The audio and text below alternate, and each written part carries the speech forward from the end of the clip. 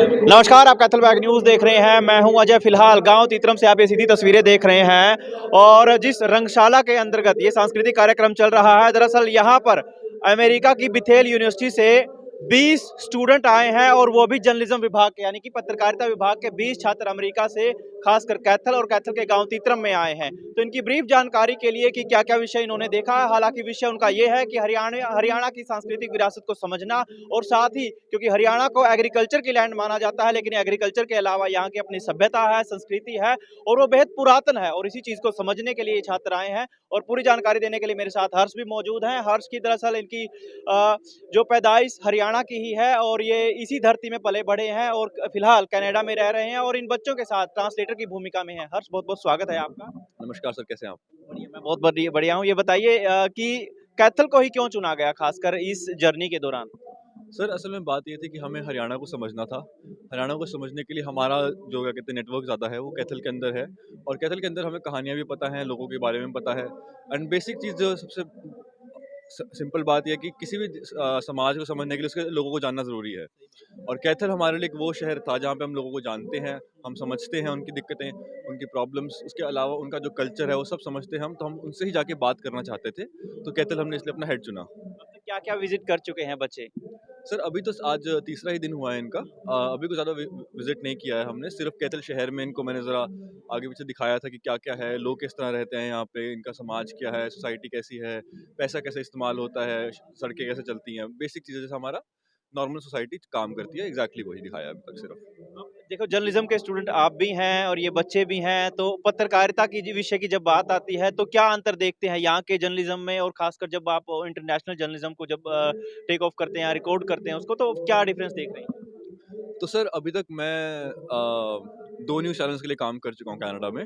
तो सबसे बड़ा डिफ़रेंस जो मुझे दिखा है वो मेजरली आई थिंक कह सकता हूँ मैं कि ऑर्गनाइज़ेशन कह सकते हो आप कि सब कुछ ऑर्गनाइज़्ड है वहाँ पे, एक तरीके से किया जाता है, हर चीज़ का एक ढंग है, लिखने का एक ढंग है, एडिट करने का एक ढंग है, पब्लिश करने का एक ढंग है, एक गाइडलाइन होती है हर चीज़ की।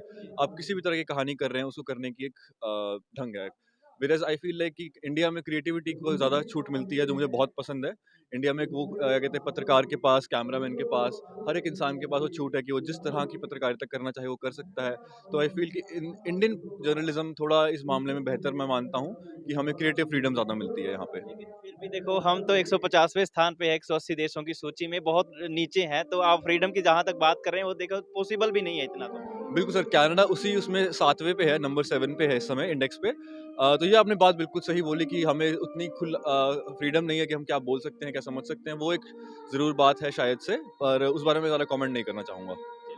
लेकिन अभी और क्या-क्या भविष्य देख रहे हैं? बच्चे कितने दिन यहाँ पे रहेंगे और क्या-क्या देखने के इच्छुक हैं? इनकी उत्सुकता क्या है? तो सर, अभी ये 2 हफ्ते और रहेंगे यहाँ पे। ज़्यादातर इच्छुक हम यहाँ पे क्या कहते हैं एग्रीकल्चर को समझने आए हैं, यहाँ का मिल्क प्रोडक्शन समझने आए हैं, जो दूध और घी हमारे हरियाणा की सबसे बड़ी शान है, उसको समझने आए हैं कि वो बनता कैसे है, वो डिस्ट्रीब्यूट कैसे होता है, प्रोडक्शन क्या है उसका, तो उसका इकोसिस्टम समझने आए हैं, एग्रीकल्चर कैसे काम करता है, फार्मर कैसे काम करता है, उनकी क्या भूमि है हमारे क्या कहते हैं स्टेट में।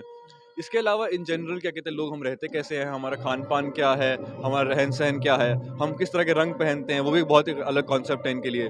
तो वो सब कुछ समझने आए हैं, जिससे हरियाणा की पूरी सोसाइटी है, उसको समझने आए हैं बस। तो इतनी जब चीज़ों की ये रिसर्च करेंगे बच्चे, किसी जगह पब्लिश भी करेंगे उसको?